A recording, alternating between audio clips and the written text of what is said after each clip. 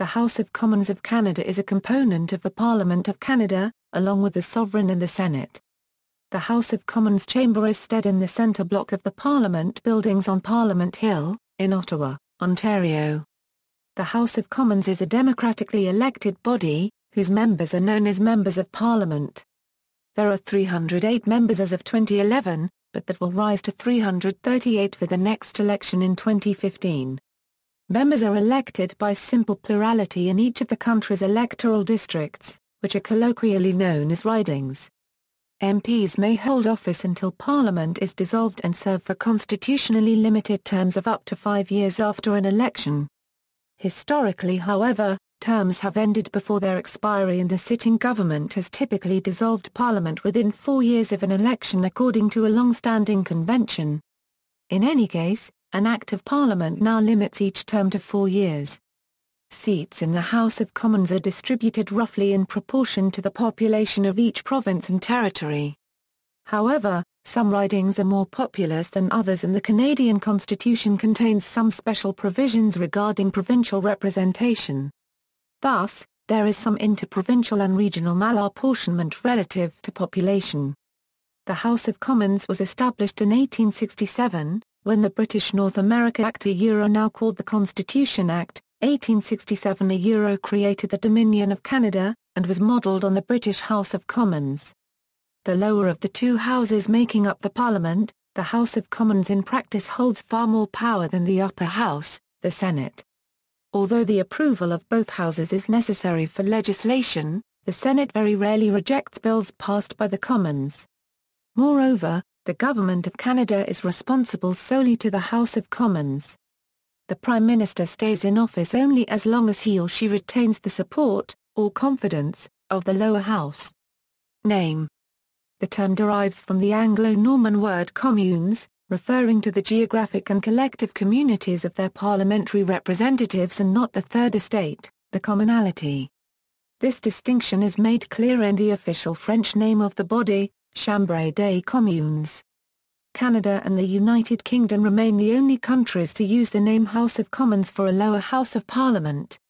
History. The House of Commons came into existence in 1867, when the British Parliament passed the British North America Act, uniting the province of Canada, Nova Scotia and New Brunswick into a single federation called the Dominion of Canada. The new Parliament of Canada consisted of the Queen, the Senate and the House of Commons. The Parliament of Canada was based on the Westminster model. Unlike the Parliament of the United Kingdom, the powers of the Parliament of Canada were limited in that other powers were assigned exclusively to the provincial legislatures. The Parliament of Canada also remained subordinate to the British Parliament, the supreme legislative authority for the entire British Empire. Greater autonomy was granted by the Statute of Westminster 1931, after which new acts of the British Parliament did not apply to Canada, with some exceptions.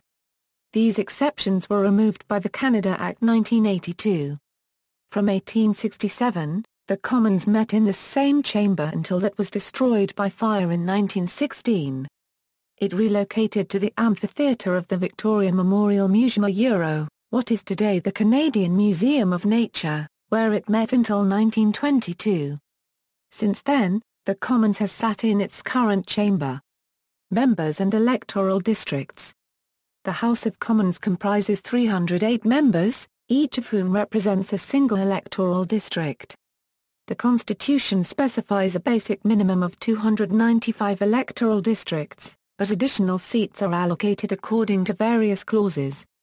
Seats are distributed among the provinces in proportion to population, as determined by each decennial census, subject to the following exceptions made by the Constitution. Firstly, the senatorial clause guarantees that each province will have at least as many MPs as senators. Secondly, the grandfather clause guarantees each province has at least as many members of Parliament now as it had in 1985.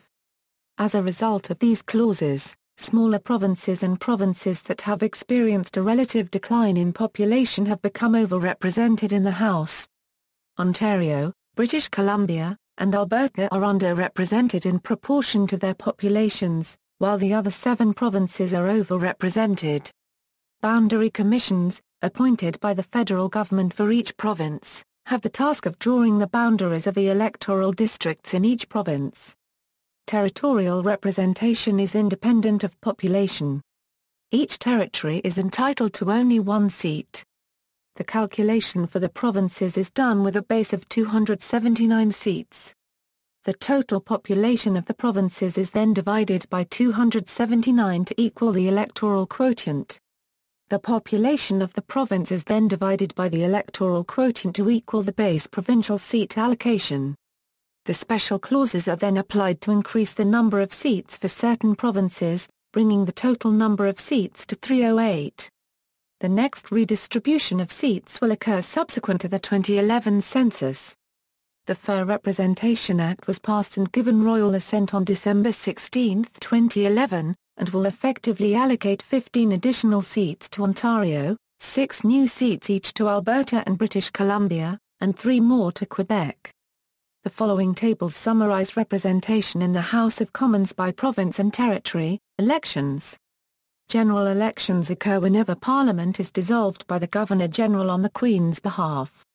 The timing of the dissolution has historically been chosen by the Prime Minister. The Constitution Act, 1867 provides that a Parliament lasts no longer than 5 years.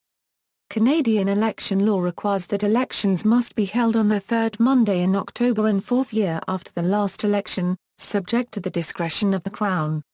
Campaigns must be at least 36 days long. Candidates are usually nominated by political parties. It is possible for a candidate to run independently, although it is rare for such a candidate to win. Most successful independent candidates have been incumbents who were expelled from their political parties or who failed to win their party's nomination. The most recent exception of this was the election of Andrew Copyright Arthur in a Quebec City district in 2006. Most Canadian candidates are chosen in meetings called by their party's local association.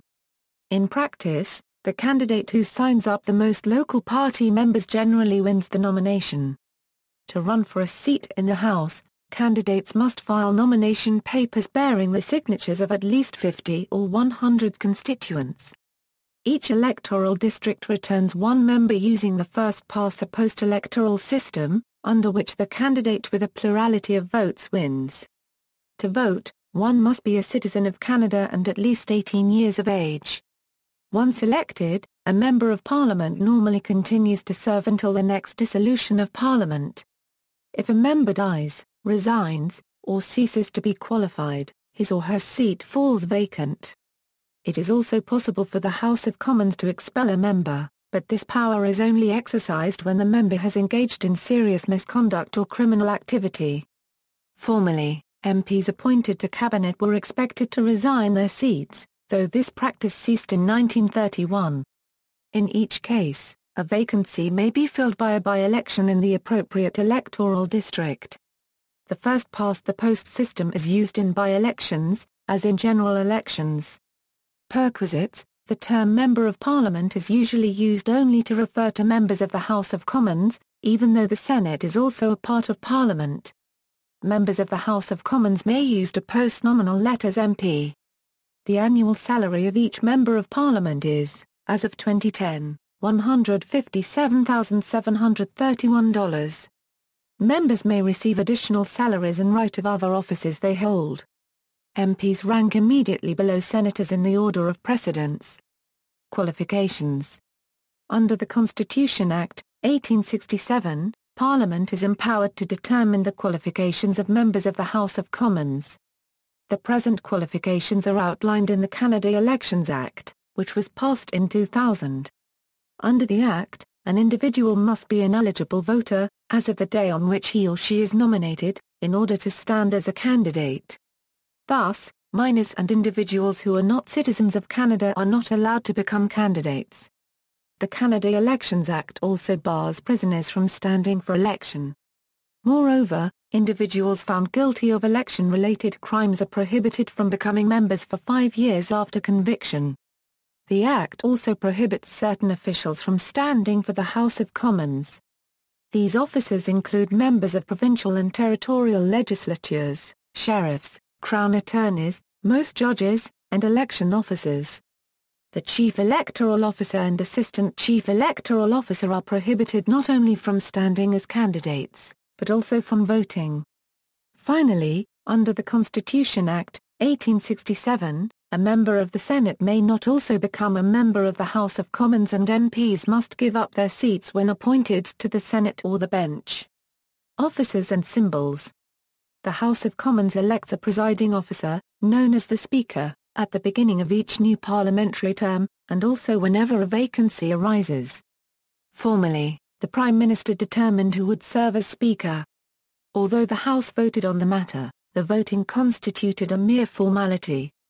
Since 1986, however, the House has elected speakers by secret ballot. The Speaker is assisted by a Deputy Speaker, who also holds the title of Chair of Committees of the Whole. Two other deputies are the Deputy Chair of Committees of the Whole and the Assistant Deputy Chair of Committees of the Whole also preside. The duties of presiding over the House are divided between the four officers aforementioned. However, the Speaker usually presides over question period and over the most important debates. The Speaker controls debates by calling on members to speak. If a member believes that a rule has been breached, he or she may raise a point of order, on which the Speaker makes a ruling that is not subject to any debate or appeal. The Speaker may also discipline members who fail to observe the rules of the House. When presiding, the Speaker must remain impartial. The Speaker also oversees the administration of the House and is Chair of the Board of Internal Economy, the governing body for the House of Commons. The current Speaker of the House of Commons is the Honourable Andrew Scheer, MP. The member of the government responsible for steering legislation through the House is Leader of the Government in the House of Commons. The Government House Leader is a Member of Parliament selected by the Prime Minister and holds cabinet rank. The Leader manages the schedule of the House of Commons, and attempts to secure the opposition's support for the government's legislative agenda. Officers of the House who are not members include the Clerk of the House of Commons, the Deputy Clerk, the Law Clerk and Parliamentary Counsel, and several other clerks. These officers advise the Speaker and members on the rules and procedure of the House in addition to exercising senior management functions within the House administration. Another important officer is the Sergeant-at-Arms, whose duties include the maintenance of order and security on the House's premises and inside the buildings of the parliamentary precinct. The Sergeant-at-Arms also carries the ceremonial mace, a symbol of the authority of the Crown and of the House of Commons, into the House each sitting. The House is also staffed by parliamentary pages, who carry messages to the members in the chamber and otherwise provide assistance to the House. The Commons mace has the shape of a medieval mace which was used as a weapon, but in brass and ornate in detail and symbolism. At its bulbous head is a replica of the imperial state crown. The choice of this crown for the Commons mace differentiates it from the Senate's mace, which has St. Edward's crown at its apex. The Commons mace is placed upon the table in front of the Speaker for the duration of the sitting, with the crown pointing towards the Prime Minister and the other cabinet ministers, who advise the Queen and Governor-General and are accountable to this chamber. Carved above the Speaker's chair are the Royal Arms of the United Kingdom. This chair was a gift from the United Kingdom branch of the Empire Parliamentary Association in 1921, to replace the chair that was destroyed by the fire of 1916, and was an exact replica of the chair in the British House of Commons at the time. These arms at its apex were considered the Royal Arms for general purposes throughout the British Empire at the time. Since 1931, however, Canada has been an independent country and the Canadian coat of arms are now understood to be the Royal Arms of the Queen of Canada. An escutcheon of what were the Deputed Arms of Canada can be found next to the Speaker's chair, being held by a unicorn, on the opposition side, and a parallel escutcheon of the arms of the United Kingdom can be found held by a lion, on the government side.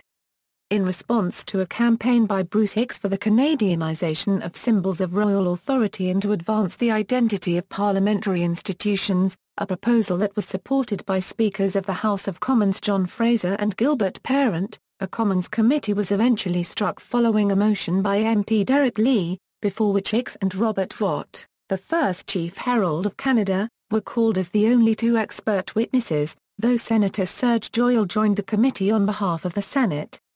Commons Speaker Peter Milliken then asked the Governor-General to authorise such a symbol. In the United Kingdom, the House of Commons and the House of Lords use the royal badge of the portcullis, in green and red respectively, to represent those institutions and to distinguish them from the government, the courts and the monarch. The Canadian Heraldic Authority on April 15, 2008 granted the House of Commons, as an institution, a badge consisting of the Chamber's mace behind the escutcheon of the Shield of the Royal Arms of Canada. Procedure. Like the Senate, the House of Commons meets on Parliament Hill in Ottawa. The Commons Chamber is modestly decorated in green, in contrast with the more lavishly furnished red Senate chamber. The arrangement is similar to the design of the chamber of the British House of Commons. The seats are evenly divided between both sides of the chamber, 3 sword lengths apart. The Speaker's chair is at the north end of the chamber. In front of it is the table of the House, on which rests the ceremonial mace. Various table officers clerks and other officials sit at the table, ready to advise the Speaker on procedure when necessary. Members of the government sit on the benches on the Speaker's right, while members of the opposition occupy the benches on the Speaker's left. Government ministers sit around the Prime Minister, who is traditionally assigned the 11th seat in the front row on the Speaker's right-hand side. The leader of the official opposition sits directly across from the Prime Minister and is surrounded by a shadow cabinet, or critics for the government portfolios. The remaining party leaders sit in the front rows. Other members of Parliament who do not hold any kind of special responsibilities are known as backbenchers. The House usually sits Monday to Friday from late January to mid-June and from mid-September to mid-December according to an established calendar, though it can modify the calendar if additional or fewer sittings are required. During these periods, the House generally rises for 1 week per month to allow members to work in their constituencies. Sittings of the House are open to the public. Proceedings are broadcast over cable and satellite television and over live streaming video on the Internet by CPAC owned by a consortium of Canadian cable companies. They are also recorded in text form in print and online in Hansard, the official report of parliamentary debates. The Constitution Act, 1867 establishes a quorum of 20 members for the House of Commons. Any member may request a count of the members to ascertain the presence of a quorum. If, however, the Speaker feels that at least 20 members are clearly in the chamber, he or she may deny the request. If a count does occur, and reveals that fewer than 20 members are present, the Speaker orders bells to be rung, so that other members on the parliamentary precincts may come to the chamber. If, after a second count, a quorum is still not present, the Speaker must adjourn the House until the next sitting day. During debates, members may only speak if called upon by the Speaker. The Speaker is responsible for ensuring that members of all parties have an opportunity to be heard. The Speaker also determines who is to speak if 2 or more members rise simultaneously, but his or her decision may be altered by the House. Motions must be moved by one member and seconded by another before debate may begin. Some motions, however, are non-debatable. Speeches may be made in either of Canada's official languages, and it is customary for bilingual members of Parliament to respond to these in the same language they were made in. It is common for bilingual MPs to switch between the languages during speeches. Members must address their speeches to the presiding officer, not the House, using the words Mr. Speaker, or Madam Speaker. Other members must be referred to in the third person. Traditionally, members do not refer to each other by name, but by constituency or cabinet post, using forms such as the Honourable Member for, Electoral District, or the Minister of. Members' names are routinely used only during roll call votes, in which members stand and are named to have their vote recorded. At that point they are referred to by title and last name, except where members have the same or similar last names, at which point they would be listed by their name and riding. No member may speak more than once on the same question. Moreover, tediously repetitive or irrelevant remarks are prohibited, as are written remarks read into the record. The presiding officer may order a member making such remarks to cease speaking. The standing orders of the House of Commons prescribe time limits for speeches. The limits depend on the nature of the motion, but are most commonly between 10 and 20 minutes. However, under certain circumstances, the Prime Minister, the leader of the official opposition, and others are entitled to make longer speeches. Debate may be further restricted by the passage of time allocation motions. Alternatively, the House may end debate more quickly by passing a motion for closure. When the debate concludes, the motion in question is put to a vote. The House first votes by voice vote. The presiding officer puts the question, and members respond either yea or nay. The presiding officer then announces the result of the voice vote, but 5 or more members may challenge his or her assessment, thereby forcing a recorded vote. First, members in favor of the motion rise, so that the clerks may record their names and votes. Then, the same procedure is repeated for members who oppose the motion. There is no formal means for recording an abstention, though a member may informally abstain by remaining seated during the division. If there is an equality of votes, the Speaker has a casting vote. The outcome of most votes is largely known beforehand, since political parties normally instruct members on how to vote. A party normally entrusts some members of Parliament, known as whips, with the task of ensuring that all party members vote as desired. Members of Parliament do not tend to vote against such instructions, since those who do so are unlikely to reach higher political ranks in their parties. Errant members may be deselected as official party candidates during future elections, and, in serious cases, may be expelled from their parties outright. Thus, the independence of members of Parliament tends to be extremely low, and backbench rebellions by members discontent with their party's policies are rare. In some circumstances, however, parties announce free votes, allowing members to vote as they please. This may be done on moral issues and is routine on private members' bills. Committees. The Parliament of Canada uses committees for a variety of purposes. Committees consider bills in detail, and may make amendments. Other committees scrutinize various government agencies and ministries. Potentially, the largest of the Commons committees are the Committees of the Whole, which, as the name suggests, consist of all the members of the House. A Committee of the Whole meets in the Chamber of the House, but proceeds under slightly modified rules of debate. Instead of the Speaker, the Chairman, Deputy Chairman, or Assistant Deputy Chairman presides. The House resolves itself into a Committee of the Whole to discuss appropriation bills, and sometimes for other legislation.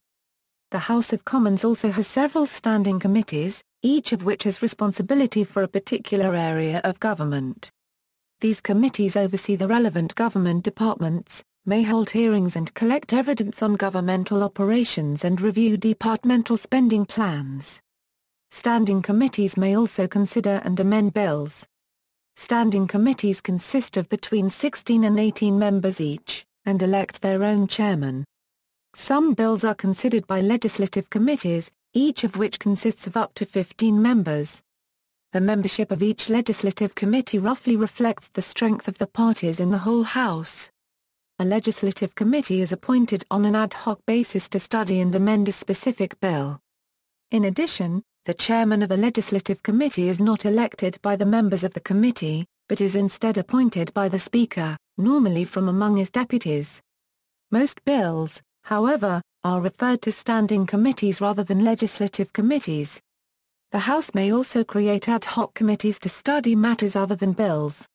Such committees are known as special committees. Each such body, like a legislative committee, may consist of no more than 15 members. Other committees include joint committees, which include both members of the House of Commons and senators.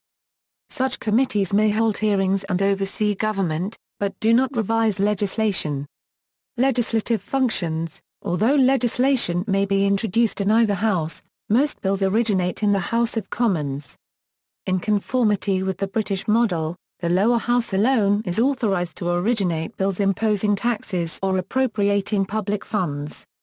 This restriction on the power of the Senate is not merely a matter of convention, but is explicitly stated in the Constitution Act, 1867.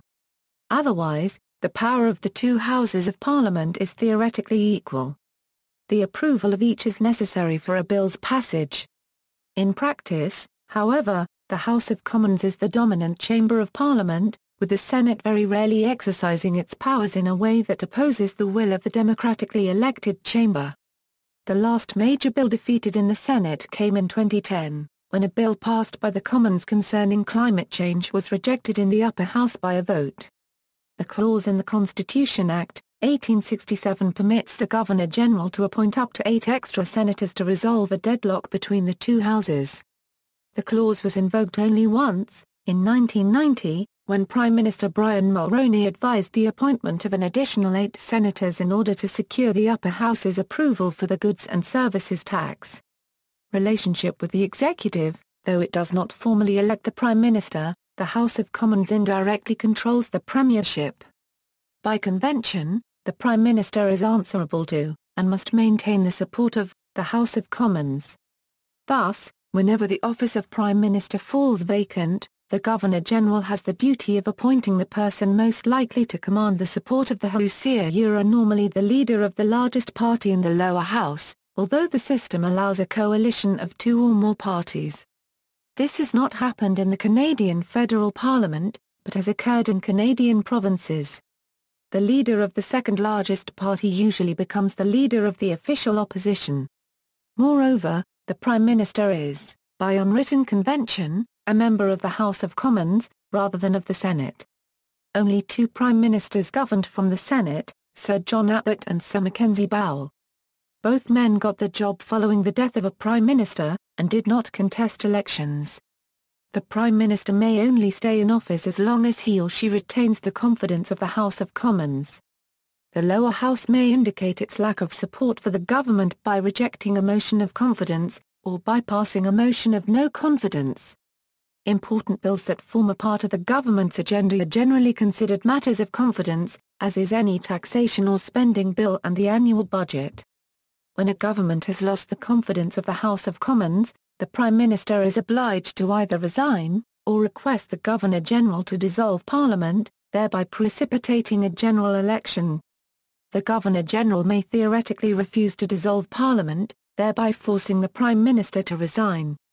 The last instance of a Governor-General refusing to grant a dissolution was in 1926. Except when compelled to request a dissolution by an adverse vote on a confidence issue, the Prime Minister is allowed to choose the timing of dissolutions, and consequently the timing of general elections. The time chosen reflects political considerations, and is generally most opportune for the Prime Minister's party. However, no parliamentary term can last for more than 5 years from the first sitting of Parliament. A dissolution is automatic upon the expiry of this period. Normally, parliaments do not last for full 5-year terms. Prime Ministers typically ask for dissolutions after about 3 or 4 years. The 2006 Conservative government introduced a bill to set fixed election dates every 4 years, although snap elections are still permitted. This bill was approved by Parliament and has now become law. Whatever the reason the expiry of Parliament's 5-year term, the choice of the Prime Minister, or a government defeat in the House of Commons a dissolution is followed by general elections. If the Prime Minister's party retains its majority in the House of Commons, then the Prime Minister may remain in power. On the other hand, if his or her party has lost its majority, the Prime Minister may resign, or may attempt to stay in power by winning support from members of other parties. A Prime Minister may resign even if he or she is not defeated at the polls. In such a case, the premiership goes to the new leader of the outgoing Prime Minister's party. The House of Commons scrutinises the ministers of the Crown through question period, a daily 45-minute period during which members have the opportunity to ask questions of the Prime Minister and of other cabinet ministers. Questions must relate to the responding minister's official government activities, not to his or her activities as a party leader or as a private member of Parliament. Members may also question committee chairmen on the work of their respective committees. Members of each party are entitled to a number of questions proportional to the party caucus strength in the House. In addition to questions asked orally during question period, members of Parliament may also make inquiries in writing. In times where there is a majority government, the House of Commons scrutiny of the government is weak. Since elections use the first-past-the-post electoral system, The governing party tends to enjoy a large majority in the Commons. There is often limited need to compromise with other parties. Modern Canadian political parties are so tightly organized that they leave relatively little room for free action by their MPs. In many cases, MPs may be expelled from their parties for voting against the instructions of party leaders. As well, the major parties require candidates' nominations to be signed by party leaders, thus giving the leaders the power to, effectively, end a politician's career. Thus, defeats of majority governments on issues of confidence are very rare. Paul Martin's Liberal minority government lost a vote of no confidence in 2005. The last time this had occurred was in 1979, when Joe Clark's Progressive Conservative minority government was defeated after a term of just 6 months. Current composition. Chamber design. The current and original Canadian House of Commons chamber was influenced by the British House of Commons layout and that of the original St. Stephen's Chapel in the Palace of Westminster. The difference from the British layout is with the use of individual chairs and tables for members, absent in the British Commons design.